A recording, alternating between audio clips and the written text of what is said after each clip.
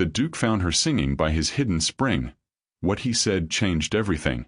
The song rose out of her the way water rises from a hidden source, unstoppable, ancient, entirely her own. Kristen Stark stood waist-deep in the spring, her eyes closed, her arms floating just beneath the surface as the music moved through her chest and spilled into the green silence of the forest. The old chemise she wore had gone translucent the moment she'd stepped in, but there was no one here to care about propriety. There was no one anywhere here. That had always been the mercy of this place, tucked between the collapsed edge of what had been her family's estate and the wild, untamed woods beyond. The spring existed outside of everything. Outside of debt. Outside of shame. Outside of the slow catastrophe her life had become since the creditors came and took the furniture before her father's body was even cold. She let the final note dissolve into the mist rising off the water. For one full breath, the world was only this: the pull of cold water around her ribs, the scent of moss and summer bark, the soft percussion of water against stone. She floated backward, her dark hair fanning out around her like ink dropped in glass, and stared up through the canopy at fragments of silver-blue sky. She had nothing. She was utterly alone. That was the last true thought she had before the snap. A single branch, somewhere behind the bank of ferns, cracking like a pistol shot in the cathedral quiet. Kristen's feet found the muddy bottom before her mind fully understood why. She spun, arms cutting through the water, and went completely, hopelessly still. A man stood at the edge of the spring. He was tall, broad through the shoulder, still as carved stone, dressed in riding clothes so immaculate they seemed to belong to a different world than the one she was currently submerged in. Dark hair swept back from his face. A jaw set with the particular coldness of a man accustomed to absolute authority. He held no weapon, made no sound, and his expression was entirely unreadable. But his eyes were fixed on her, steady, storm-gray, and burning with something she could not name. The Duke of Windmir. Rowley Robinson. The man who had bought every acre her father had been forced to sell, including, apparently, this spring. Including the ground she was standing on. Including, she realized with a sinking clarity, every last scrap of her dignity. He hadn't moved. He wasn't looking away. And the worst, most bewildering thing, the thing that would haunt her for the rest of her life, was that he did not look angry. He looked like a man who had been searching for something for a very long time, and had just found it in the last place on earth he expected. Before we get deep into the story, please let me know in the comments where you are watching from. Hit subscribe if you are hooked in and ready to enjoy the story, because tomorrow I have another beautiful story to share with you and I don't want you to miss it for anything. Now let's get into the story. The silence stretched between them like the surface of the water. Still, taut, waiting to break. Kristen did not move. She could not. Every instinct she possessed told her that to move would be to confirm what she already was: a trespasser. A pauper standing in a rich man's spring, wearing a soaked chemise and a rapidly dissolving sense of dignity. She held herself rigid in the waist-deep water and lifted her chin, because pride was the one thing the creditors had not managed to repossess. "This," she said with admirable evenness, "is not what it appears to be." Something shifted in the Duke's expression. Not quite amusement. Not quite its opposite. "You are standing in my spring," he said. His voice was low and unhurried, the kind of voice that had never needed to raise itself to command a room. "In my forest. On my land." A pause. "Singing. I am aware of the facts." "Then you'll understand," he said, "why I find myself at something of a loss." He took a single step closer to the bank, and Kristen resisted the overwhelming urge to step backward. The water was already cold. There was nowhere further to retreat without going under entirely, which felt uncomfortably metaphorical. "I can explain." "You don't need to." He said it quietly, and something in the quietness of it stopped her entirely. He had looked away at last, not from discomfort but from some private restraint, his gaze moving briefly to the trees above the spring, the shafts of late light slanting between the branches. When he looked back at her, the storm gray of his eyes had shifted to something less legible than anger. "I've heard that melody twice before. Once when I was riding the boundary at dawn, 3 weeks ago. Once this morning when I thought I'd imagined it the first time." He paused. I haven't been able to get it out of my head. Kristen stared at him. You've been listening? I've been trying to find the source, he said, with the careful precision of a man who chose his words the way other men chose their weapons. There is a difference. He looked at her steadily. Though I confess the source is not what I expected. What did you expect? Not you. It was not an insult. The way he said it made that strangely, inconveniently clear. The mist drifted between them. Somewhere in the canopy, a woodlark was singing its own uncomplicated song, entirely indifferent to the social catastrophe unfolding below. Kristen became acutely aware of every drop of water on her skin, every inadequacy of wet linen. Every second she remained standing in another man's spring without a single legal right to be there. I will leave, she said. I'll not come back. You have my word, your grace, and whatever that's worth these days, I mean it. He did not step aside to give her the bank. I have a proposal, he said instead. She blinked. I beg your pardon. There is a house party at Windmir Hall. It begins Friday. He said it without preamble, without the social lubrication of a man who expected resistance. My grandmother has arranged it with one purpose, to see me formally attached to Lady Venetia Ashworth by the end of the week. I have no interest in Lady Venetia. I have no mechanism at present to discourage the arrangement without open warfare with my grandmother, which I'd prefer to avoid. He paused. I need someone to attend as my guest. As more than my guest. The woodlark had stopped singing. You are, Kristen said slowly, propositioning a woman you found trespassing in your spring. I am offering a trespasser a way out of a trespass, he said. A week. Room, board, and a financial arrangement to be negotiated at your discretion. In exchange, you attend as my companion, and Lady Venetia finds herself without a clear path to the altar. He said it like a business arrangement. Clean. Bounded. Entirely reasonable. And yet he was still looking at her the way he had when he'd first stepped through the ferns, like a man who had finally located something he hadn't known he was missing. You don't even know my name, Kristen said. No, he agreed. But I know your voice. A beat of silence. Will you tell me the rest? Her name was Kristen Stark, and she had terms. She delivered them the following morning, seated across from the Duke of Windmir in a small study off the main corridor of Windmir Hall. Not yet a guest, not quite a visitor, occupying some undefined territory between the two. She had dressed carefully. The gown was 3 seasons old and let in a draft at the left sleeve, but she held herself in it like it was armor, back straight, hands folded in her lap, eyes level with his. He had offered her tea. She had accepted it. That was the last thing she accepted without negotiation. I won't be managed, she said, setting her cup down with a small, deliberate click. If that is what you're hiring, a woman who'll smile where you point her and say what you script for her, then I'm afraid you'll need to find someone else to pull from your spring. Rowley sat behind the desk with the particular stillness she was beginning to recognize as his natural state. He had a document before him. She had brought her own, 2 pages of conditions, written in a clear hand the previous evening by candlelight, when the full recklessness of what she'd agreed to had hit her somewhere around midnight and she decided the only sensible response was to make it contractual. He looked at her pages. Then at her. Go on, he said. I'll attend your house party. I'll present as your companion. I'll be warm and credible and give Lady Venetia absolutely nothing to work with. But I will not pretend to opinions I don't hold. I will not be steered away from conversations because you find them inconvenient. And I will not, she held his gaze, be touched without my expressed consent. Not for appearances. Not for your grandmother. Not for anything. Something moved behind his eyes. Not offense. Something closer to recalibration. Agreed, he said. She had expected pushback on that one. The lack of it unsettled her more than argument would have. The financial arrangement, she continued, steadying herself. Enough to clear my family's remaining debt with Harwick and Sons. The figure is on page 2. And a letter of introduction to a household of my choosing upon the week's conclusion.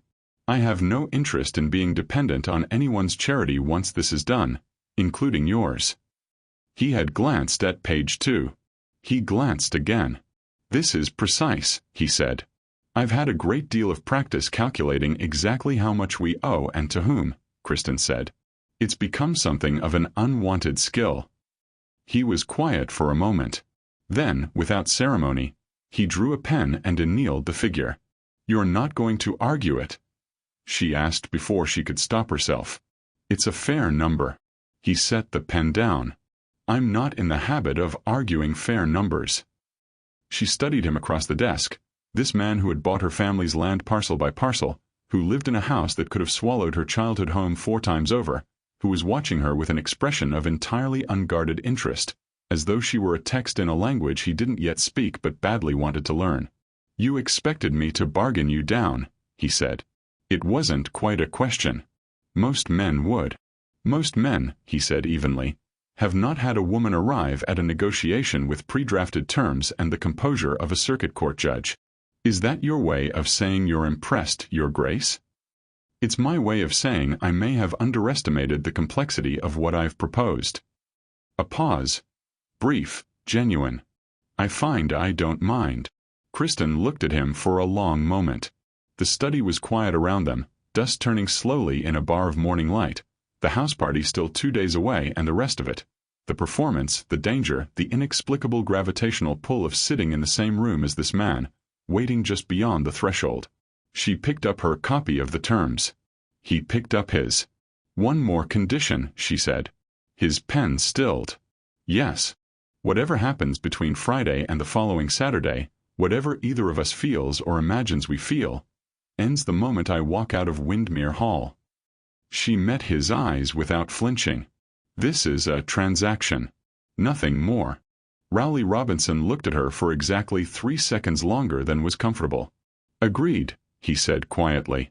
He said it like a man who already knew he was lying.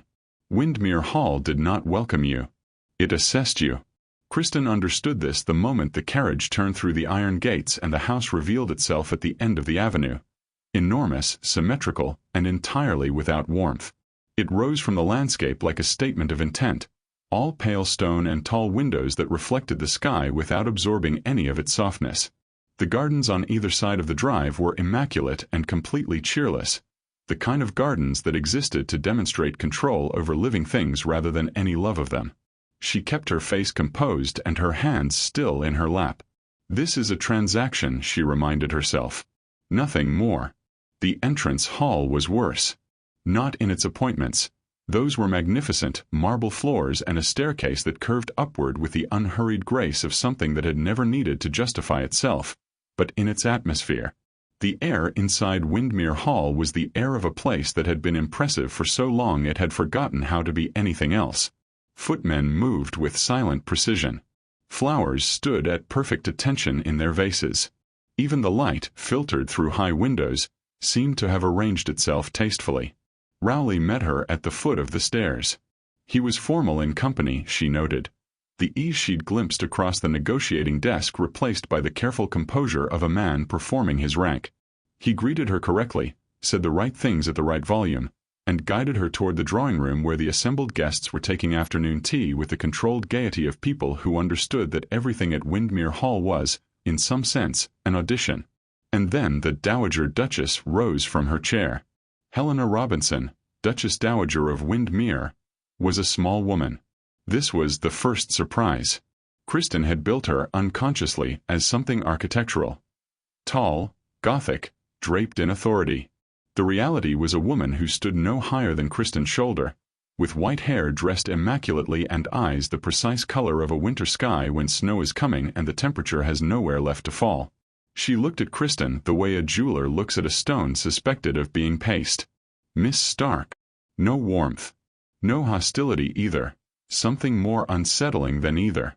Pure, clinical appraisal. "My grandson has spoken of you. Your Grace." Kristen curtsied, correctly, unhurriedly, the way her mother had drilled into her in a different life, in a different house, when such things had seemed like refinements rather than survival skills. "I hope what he said was not too dull." A fractional pause.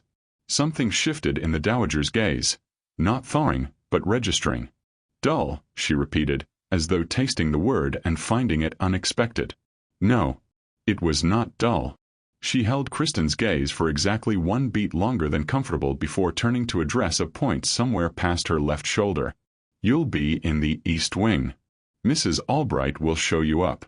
Dinner is at 8, and we do not accommodate lateness." She said it pleasantly. It landed like a verdict. Across the room, partially obscured behind a spray of white roses and the practiced smile of a woman accustomed to winning, stood Lady Venetia Ashworth. She was everything Kristen had braced for, beautiful with the cool, finished quality of something designed rather than grown, her dark eyes moving over Kristen once with the swift efficiency of someone calculating odds. Then she looked away, as though the calculation had already concluded. Kristen kept her chin level and followed Mrs. Albright up the marble staircase, through a corridor that seemed to grow quieter and more rarefied with every step, until she was deposited in a room that was entirely beautiful and entirely impersonal, with a view of the East Gardens and a fire already lit against the afternoon chill. She sat on the edge of the bed and allowed herself, for precisely 30 seconds, to feel the full weight of what she had walked into. Then she stood, went to the window, and looked out at the obsessively ordered hedgerows below. Somewhere beyond that stone wall, 3 miles through the forest, the spring was still running. She held on to that. It was the only wild thing in reach. The performance began at breakfast. Rowley had briefed her the evening prior. A short, efficient conversation in the corridor outside the dining room, conducted at a volume that suggested he was commenting on the weather. "Stand close enough to signal exclusivity," he'd said. Let him guide her into a room first. Answer questions about how they'd met with warmth but without detail. Vagueness, he'd explained, reads as intimacy. People assume a couple who doesn't over-explain has something worth protecting. She had listened. She had not mentioned that she found the whole architecture of it slightly depressing, that the simulation of closeness required such precise, technical construction. So at breakfast she let him pull out her chair. She angled herself toward him when the table's conversation shifted. When Lady Venetia asked, with the specific sweetness of a woman sharpening a blade, how they had first encountered one another, Kristen had smiled with her eyes and said, "In the most unexpected place," and let Rowley's hand rest briefly at the small of her back without stepping away from it. Lady Venetia had smiled back. Her eyes hadn't moved at all. The morning passed in a series of these small performances, a look held a beat too long, a comment designed for one person in a room full of them, the careful theater of 2 people who had chosen each other. Kristen had expected it to feel fraudulent. It did largely. But there were moments, brief and disorienting, when she would turn to find Rowley already looking at her with something in his expression that hadn't been scripted, and she would have to remind herself, with more effort than she liked, that he was simply very good at this. He was, in fact, alarmingly good at this. It was at dinner that things began to slide. The table sat 14. The dowager presided at the head with the calm authority of a woman who had been managing rooms for 50 years and found the whole enterprise faintly beneath her. The conversation was correct, circling through politics, music, and the recent sale of a neighboring estate with the determined brightness of people who understood that silence at a Windmir dinner was not an option. Kristen was managing admirably until the 3rd course, when Lord Pembroke, a good-natured man with appalling taste in anecdotes, launched into a story about a hunting dog, a river crossing, and a catastrophic misunderstanding involving a vicar's hat that was so structurally bizarre, so committed to its own internal logic, that it somehow failed to resolve into any coherent conclusion and simply stopped. The table waited. Lord Pembroke looked pleased. Kristen made the mistake of glancing at Rowley. He was looking at the middle distance with the composed, patient expression of a man attending a very important funeral, and she understood from the particular set of his jaw that he was holding back something with every tool at his disposal. She pressed her lips together. It didn't help. The sound that escaped her was quiet, involuntary, and entirely undignified. Half-laugh, half-suppressed catastrophe, disguised imperfectly as a cough into her napkin. She felt Rowley go very still beside her. Then his shoulder, pressed close to hers at the crowded table, began to shake. Just slightly. Once. She stared at the tablecloth with the focus of a woman staking her life on it. "Quite," said Rowley to no one in particular, in a voice of profound and magnificent control, and somehow that single word made it significantly worse. They did not look at each other for a full minute. They didn't need to. Shared restraint, Kristen was discovering, was its own form of intimacy. Perhaps more honest than anything they'd choreographed all day, because it hadn't been planned, hadn't been placed for Lady Venetia or the Dowager or anyone else at the table. It had simply happened. Later, when the guests had moved to the drawing room and the fire had burned down to amber, Rowley appeared at her elbow with 2 glasses and said, without preamble, "Pembroke has been telling that story for 11 years. It has never once had an ending." Kristen took her glass. "Does he know?" "I genuinely cannot tell." And this time, when she laughed, there was no one she was performing it for. That was the most dangerous part. She found Kristen alone in the portrait gallery. That was the word for it, Kristen thought afterward, found, with all the predatory implication of the thing. Lady Venetia did not wander into rooms. She arrived in them purposefully, having already decided what she intended to accomplish before she crossed the threshold. Kristen had slipped away from the afternoon's lawn entertainment with the genuine need of a woman who required 10 minutes of silence or could not be held responsible for her expression. The gallery had seemed safe, long, quiet, populated only by the painted faces of Robinson's past, who at least could not say anything cutting. She was standing before a portrait of some 18th-century duke when she heard the soft, deliberate click of heeled slippers on marble. "Miss Stark." Lady Venetia stopped beside her and looked up at the portrait with the expression of someone conferring with an ally. "I thought I recognized your particular way of disappearing." "I was admiring the collection," Kristen said pleasantly. "Of course you were." Lady Venetia's gaze moved from the portrait to Kristen with the unhurried ease of a woman who had never once felt outranked in a room. She was extraordinarily beautiful up close, the kind of beauty that knew exactly what it was doing. Her necklace alone, a cascade of sapphires at her throat, would have settled every debt Kristen had brought to Windmir Hall and left enough for a comfortable winter. She watched Kristen notice it. "That gown suits you," Lady Venetia said, in the tone of a woman who meant the precise opposite. Her eyes moved briefly, deliberately, to Kristen's bare throat. Her collarbone. The absence of anything there. Simple can be quite charming. In the right setting. The implication landed exactly as intended. Kristen felt it, a small, sharp thing, hitting the place she kept carefully defended. The place that still heard her father's solicitor reading out figures in a cold office while her mother sat very straight and didn't cry until they were outside. She smiled. "I find jewels can overcrowd neckline," she said, "particularly when the neckline has nothing to apologize for." Something flickered in Lady Venetia's eyes. Not quite surprise. Closer to the reassessment that follows underestimating someone. "You are not," Lady Venetia said slowly, "what I expected." "No one ever is," Kristen said. "I find that's generally to my advantage." The silence that followed was the kind that had texture, something tightly woven and mutually acknowledged. Lady Venetia opened her mouth to say whatever came next in the sequence she had planned, and the gallery doors opened. Rowley stood in the doorway. He took in the scene with a single sweep, the two of them, the particular quality of the silence, the careful blankness of Kristen's expression that she was not quite managing to maintain entirely. Something in his jaw shifted. "There you are," he said, and he was looking only at Kristen, with a warmth so unguarded and specific that she almost believed it herself. He crossed the gallery without acknowledging Lady Venetia's presence with anything beyond the most correct nod, and when he reached Kristen, he did something she had not anticipated. He took her hand, turned it gently, and placed in her palm a ring, small gold, set with a single dark red stone, warm from being held in his closed fist since God only knew when. "It was my mother's," he said quietly. "She would have wanted it worn."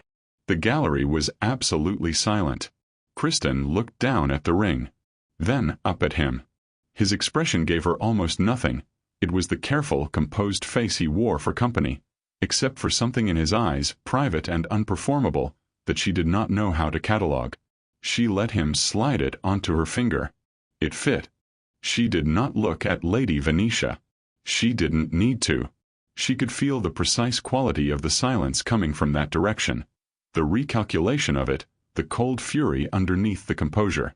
"Thank you," Kristen said softly to Rowley alone. He tucked her hand into the crook of his arm. "Come," he said. "You'll want tea." And he walked her out of the gallery as though the ring had always been there, as though she had always belonged beside him, as though none of this was the most elaborate and increasingly complicated lie either of them had ever told. The ballroom at Windmir Hall had been built for exactly this, for candlelight and music and the particular intoxication of a room full of people pretending that nothing mattered beyond the next measure of the dance. Kristen stood at its edge and tried to remember her terms. She had dressed with help from a maid Rowley had quietly arranged, and the gown she wore was not her own. Deep green silk borrowed from some household store of forgotten finery, fitted to her that afternoon with pins and a patience she hadn't expected. She had looked in the mirror when it was done and not quite recognized herself. The woman looking back had bare shoulders and her mother's posture and the dark red ring on her finger catching the candlelight like an ember refusing to go out. She had told her reflection firmly that this was still a transaction. Her reflection had not looked entirely convinced. The evening proceeded in its stately choreography. Introductions, champagne, the careful navigation of a room in which at least 3 different people were watching her at all times. The dowager from her chair by the far wall, with the patience of a woman who had outlasted everyone she'd ever underestimated. Lady Venetia from wherever she happened to be standing, which was always, somehow, within sight line. And Rowley, moving through his guests with the ease of a man performing a duty he had long since mastered. Finding her across the room at intervals with a look that had become, over the course of the week, something she had started to wait for without meaning to. When the orchestra shifted into the waltz, he was beside her before she'd fully registered his approach. "They'll expect it," he said quietly. "I know," she said, equally quiet. Neither of them moved for exactly 1 second. Then he offered his hand, and she took it, and they stepped onto the floor. The first thing she noticed was how certain he was. Not arrogant, certain. His hand at her waist knew exactly where it was, and he led without forcing, the way a current leads, not pushing but making the direction feel inevitable. She had danced before, in another life, in rooms that no longer belonged to her family. She had been good at it. She'd forgotten, somewhere in the years of diminishment, that her body still knew how. It remembered now. They turned through the first measure in correct, performative silence, the kind that could be read by everyone watching as the comfortable quiet of 2 people entirely at ease with each other. Which it was. That was the problem.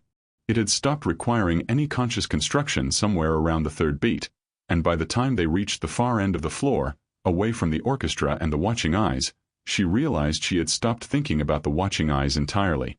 "You're not counting the steps," he said. It wasn't an accusation. "Neither are you," she returned. He looked down at her. Not the glancing, managed looks of the week's performance, but fully, the way he had looked at her the morning at the spring when he'd thought she was something he'd imagined. The candles in her peripheral vision blurred softly. The room, with its 14 conversations and its careful politics and its cold-eyed observers, receded to a kind of atmospheric hum. There was only the music, the exact warmth of his hand through the silk at her waist, the way he turned her as though she was not an arrangement to be managed but something worth taking care of. "Kristen," he said, very quietly, her name in his mouth, without title or formality, just the 2 syllables of it, the way he'd first asked her to tell him the rest. She should have said something practical. Something that reinstated the terms of the contract and the geography of what they were to each other. She said nothing. She looked up at him, and the waltz turned them gently in the candlelight, and for 4 full measures, she counted them afterward, helplessly. Neither of them was pretending a single thing. The music resolved into its final chord. The room came back. She stepped away from him correctly, smiled correctly, let him take her arm to lead her from the floor in a way that would read, to everyone watching, as entirely composed. But her hand, tucked in the crook of his elbow, was trembling slightly. And he knew. She felt him register it, the almost imperceptible tightening of his arm, just once, brief and deliberate, there and gone before anyone could see. An acknowledgement. Nothing more. Except that it was. The letter should not have been where Venetia found it. Kristen had brought it with her to Windmir Hall the way a person carries a wound they've stopped expecting to heal. Not because it was needed, but because leaving it behind in a rented room felt worse than keeping it close. It was tucked inside the cover of a small book in her traveling case, the final accounting from Harwick & Sons, a single page detailing in the clean, indifferent language of finance exactly how comprehensively the Stark family had failed. Her father's name, the figures, the date of default, everything that she had rebuilt herself around so carefully this past year, compressed into one document that managed to be both devastating and entirely mundane. She did not know when Venetia had been in her room. She found out at 10:30 on Thursday evening, which was the worst possible time, the night before the final gala, with 1 day left in the contract and the specific exhaustion of a woman who had been performing composure for 6 consecutive days settling into her bones like weather. She had gone upstairs early, pleading a headache that was not entirely fabricated, and she was sitting at the small writing desk by the window when she noticed that the book was not quite where she had left it. She knew immediately. The way you know when something in a room has been disturbed, not from visible evidence but from some animal understanding that the air has been rearranged. She opened the cover. The letter was still there, which was, she understood with a cold clarity, entirely intentional. Venetia had not taken it. She had read it, replaced it, and left it precisely where it was, because a weapon is most effective when the target knows it's been found. Kristen sat very still for a long moment, her hand flat on. Then she thought through it, methodically, the way she had learned to think through catastrophe, working the edges of it like a problem with a solution she simply hadn't located yet.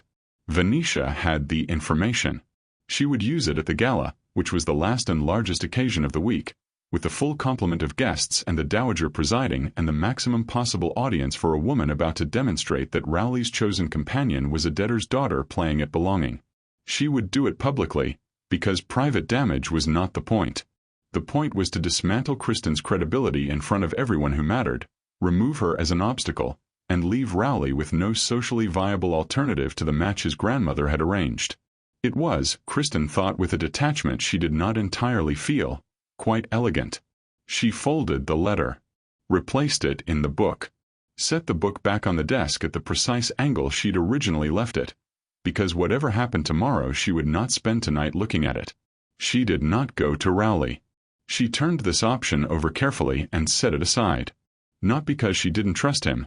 The week had quietly, inconveniently dismantled most of her reasons not to, but because arriving at his door with this felt uncomfortably like asking to be rescued, and she had negotiated specifically and deliberately against that.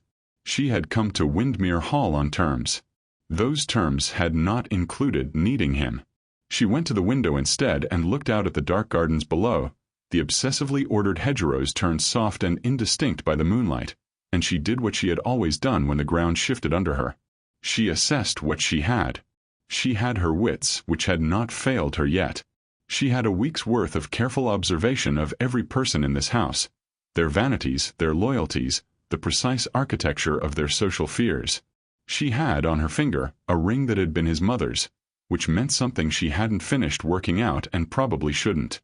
And she had the certain knowledge that Venetia would strike tomorrow night, in public, with everything she'd found, which meant Kristen had until then to decide who she was going to be when it happened. She stayed at the window for a long time. The spring was out there somewhere, 3 miles through the dark. Wild, ungovernable, entirely itself. She held onto that, and she began to think. The gala was magnificent, and Kristen walked into it like a woman who had already survived everything it could do to her. She wore the green silk again. She had asked for it deliberately, because it was the gown she'd worn when she danced with him, and she wanted the memory of that in her body tonight. The certainty of it, the 4 honest measures, as ballast against whatever was coming. The ring was on her finger. Her shoulders were bare and her chin was level, and she had, in the long hours between the window and the dawn, made her peace with all of it. The room was fuller than it had been for any previous evening. Additional guests from the surrounding county, the candles doubled, the orchestra expanded. The dowager sat in her chair at the room's center like a small, immovable fact. Lady Venetia moved through the guests in ice-blue silk, and Kristen tracked her without appearing to. The way you track a change in whether you know is coming and cannot prevent, only endure. Rowley found her within minutes of her arrival. He said nothing of consequence. The performance had its own momentum by now, required almost no conscious maintenance. But he looked at her once, briefly, with a searching quality she recognized as a question he hadn't found the words for, and she met it with a steadiness she mostly felt. The evening moved. Dinner, then dancing, then the particular loosening that comes when a party reaches the hour where the wine has done its work and the social vigilance softens. Kristen danced once with Lord Pembroke, who told the beginning of a story she strongly suspected had no ending, and she smiled through it with genuine warmth because the world was about to become very complicated and Pembroke was blameless in all of it. She felt the moment shift before she understood why. The orchestra finished its measure, and then silence. Not the natural silence between pieces, but a constructed one. Lady Venetia stood near the orchestra, and the conductor, looking faintly confused, had lowered his bow. Every head in the room turned. "Forgive the interruption." Venetia's voice carried with the calm precision of a woman who had rehearsed this. Her eyes found Kristen across the room with the directness of a blade that has already decided where to land. "I feel the assembled company ought to be aware of certain information regarding our guest." She paused, for effect, for the room to settle into full attention. "Miss Stark has been presented to us as a gentlewoman of good standing. However, a document I happened across suggests that the Stark family defaulted on substantial debts not 18 months ago, that their estate was dissolved entirely, and that Miss Stark's presence here at Windmir Hall is, shall we say, rather more transactional than romantic." The room absorbed this with the particular awful silence of people who have just witnessed something they will be discussing for years. Kristen did not move. She kept her eyes on Venetia and her face composed, and she breathed steadily once. Then Rowley spoke. He had not moved from beside her. He did not raise his voice. He had never needed to raise his voice in a room he owned, but what he said landed in the silence with the weight of something final and irrevocable. "Yes," he said. The room turned to him. "The Stark family lost their estate. Kristen has navigated circumstances that would have broken most people in this room, including, I suspect, myself." He let that settle before he continued, his voice unhurried and absolute. "She came to Windmir Hall at my invitation. She has conducted herself with more honesty and more grace than anyone I have encountered in recent memory." A pause. "And she will remain here, not as a guest, not as an arrangement, but as the woman I intend to marry. If she'll have me." He said it to the room. Then he turned and said it to her. The orchestra had not resumed. No one in the room appeared to be breathing. Kristen looked at him, at the careful composure of his face and the thing underneath it that was neither careful nor composed, the unguarded, ungovernable truth of it that no amount of ducal discipline could quite contain. The contract, she thought distantly, had not covered this. But then, neither had anything else this week. Not the laughter over dinner, not the ring warm from his fist, not 4 measures of a waltz in which she had been, briefly and entirely, herself. She lifted her chin. "You might have asked me privately first," she said. Something broke open in his expression. Almost a smile. Almost. "Would you have said yes privately?" She held his gaze for exactly the length of time it took her to stop pretending she didn't know the answer.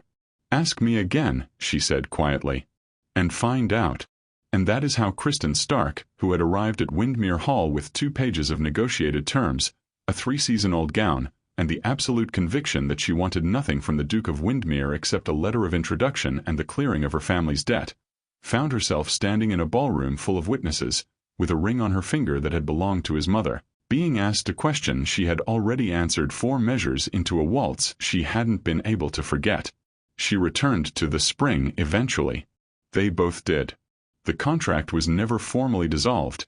It simply became irrelevant, the way all scaffolding becomes irrelevant once the thing it was holding up learns to stand on its own. Rowley had the document framed. Kristen thought this was absurd. She also did not ask him to take it down. The Dowager said nothing publicly after that night in the ballroom. She was far too intelligent a woman to argue with a fait accompli. She did, however, send Kristen a handwritten note the following morning containing exactly 11 words. "You'll do. Don't let him become insufferable. He has the tendency," which Kristen kept privately for the rest of her life. Lady Venetia left Windmir Hall before breakfast. And somewhere in the forest, 3 miles from the house, a hidden spring kept running. unbothered, ungovernable, entirely itself. The way the best things always are. If this story moved you, surprised you, or kept you further than you intended, you already know what to do. Hit that like button and let us know this kind of storytelling is worth more of your time. Subscribe so you never miss what comes next, and tap the notification bell. Because the next story is already waiting, and you don't want to walk into it late. We'll see you there.